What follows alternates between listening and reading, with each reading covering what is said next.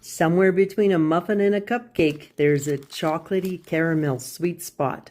Too fancy for every day, too grown up for most kids, but perfect for the kid in all of us who still likes a decadent treat once in a while. Hi, I'm Jeweliyana, and today we're on recipe number 23 in the Marvelous Muffin series. We're going to take vanilla chocolate muffins and turn them into over-the-top turtle muffins. So if you like the sounds of this one, please hit that like button, subscribe, and let's get baking. First thing we need to do is get our muffin tins ready, and you can bake them straight in the tin or use regular paper liners, but you will meet with the most success if you use these bakery wraps. They're super easy to make. I put a link in the description to another one of my videos that shows you how to make them with parchment paper in your own kitchen, nice and easy, or you can grab some off of Amazon, and there's a link in the description for that too. They're one of the secrets in how you get those nice high bakery style domes, and they help hold the caramely topping in when we get to the finish line. Next, we want to make our chocolate slurry. So you want to dissolve 1 teaspoon of instant coffee in 3 tablespoons of warm milk. The instant coffee helps bring out the chocolate flavor. And then in a small bowl, you want to mix 1/3 cup of cocoa powder with 2 tablespoons of sugar and whisk that around just to mix it together, and add our coffee milk mixture to that. And then you just want to whisk it together until we have a nice thick chocolate slurry. Kind of looks like icing. And we'll set that aside and get to our dry ingredients.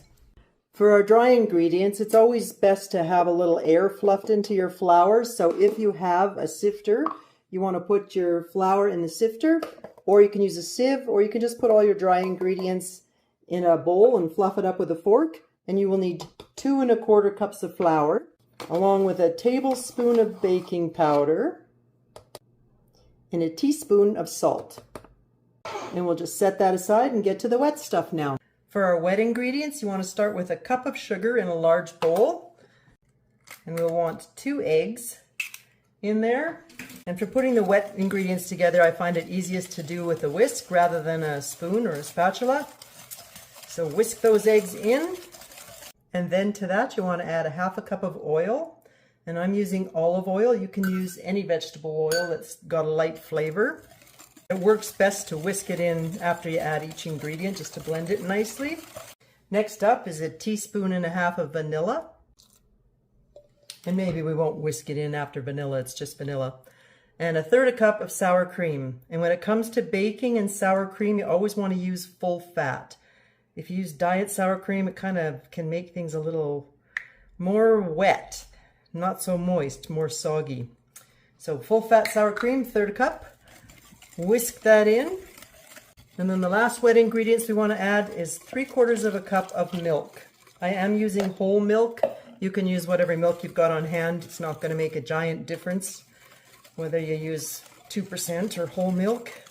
And now we're done with the whisk, and we want to switch back to the spatula because it's time to add the dry ingredients. And you want to add the dry ingredients all at once in classic muffin style. That's why I still think these are muffins. What do you guys think? Are they muffins or cupcakes? Let me know in the comments. And then using our spatula, you just want to fold the dry ingredients into the wet. We don't want to over mix them at this point, so that's partly why a spatula is better to use for this part of the mixing. It's also easier to fold the batter. And if you've never baked before and you don't know what folding the batter means, you can take your spatula and you go down to the bottom of the bowl and up and around. Do that a couple of times and your batter will be mixed and ready. That's one of the secrets to getting nice fluffy muffins, is not to over mix your batter. Next, we want to add our chocolate chips, and you can add whatever level of chocolateness you like. Turtles are usually milk chocolate, but I like dark chocolate, so I'm using that. And you want 1 cup of chocolate chips and 1/2 cup of chopped pecans. Fold those in, and let's take a look at our slurry now. I think our slurry is just a little bit too thick. It's not really drippy, and we want it to be the consistency of the batter. So I'm just going to add the tiniest little bit more milk. That's probably about 1 teaspoon.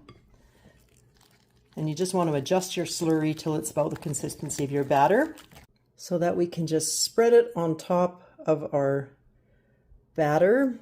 And it's okay if it doesn't cover the whole surface, because we just want a little bit of chocolate for marbling. If the chocolate gets too runny, then your muffins turn out mostly chocolate and you don't see much vanilla in them. So Spread our chocolate on the top across the batter a little bit. And then using a knife, you can just give it maybe one stir. Like that's enough. Because when we scoop it into the tins, it's going to marble some more. And that is actually our next step. So you can kind of see it marbles a little bit more with each scoop. If you happen to have one of these ice cream scoops with the quick release, they are awesome for this kind of task. Usually they make less mess than that. I think there's a saying called, you can't teach an old dog new tricks. Well, I feel like an old dog right now because I'm used to doing the old school way, which was what I was going to tell you is another easy way to fill the tins is just to use a spatula and a spoon. The muffins will still taste delicious no matter how you get the batter in the tins. Let's get these beauties in the oven baking, 425 for 5 minutes, then turn it down to 400 and continue baking for 10 to 15 minutes till a toothpick comes out clean.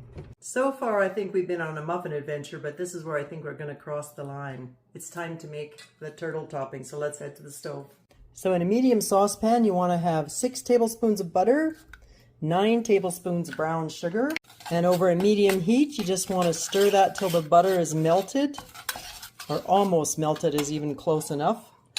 And now you want to add 3.5 tablespoons of sour cream. Same story as with the baking, you want to use full fat sour cream if you can. We're also going to add 1/2 teaspoon of vanilla, a pinch of salt, and then give it a good stir to blend before we add the last ingredient, which is a cup of chopped pecans. And it only takes a couple minutes and it'll be nice and bubbly like this. You want to cook it down for a couple more minutes. I'll show you what it's supposed to look like. You don't have to stir it constantly. You can let it start to bubble all over like this, but you do want to give it a stir every once in a while to make sure it doesn't burn. So I think that's been about 5-6 minutes, and you can see it's bubbly all over, but you also want it to get a little frothy. So when I pull the spoon across, it's just a lighter color of bubbles. That means it's ready. But before we top our muffins, you want to switch your oven from bake to low broil. Then you just want to put a spoonful of the caramel topping on top of each muffin. You can kind of see how these bakery wraps are a little handier. They kind of contain the topping so it won't run all over the place. And then you can spread it around a little bit with a knife just so it's nicely even on top. And now you're going to pop them back in the oven, but keep an eye on them now. You just want to leave them in there for maybe 1 to 2 minutes until the tops start bubbling nice. I'll show you. And you can see it doesn't take very long and it starts to bubble. And it's not a bad idea to give them a turn halfway through. And we're almost done. So you can see they're just barely toasted. You got to be careful with pecans because they can burn really easily. But we've got that nice beautiful golden color. It's all caramelized. Now we just need to let these cool for about 10 to 15 minutes before we remove them from the pan. Thanks for hanging out with me in the kitchen today. I hope you enjoyed this recipe. I hope you try it. And I think it's official. Let me try them and see. It's official. These are over the top. Have a great day. We'll see you on the next video.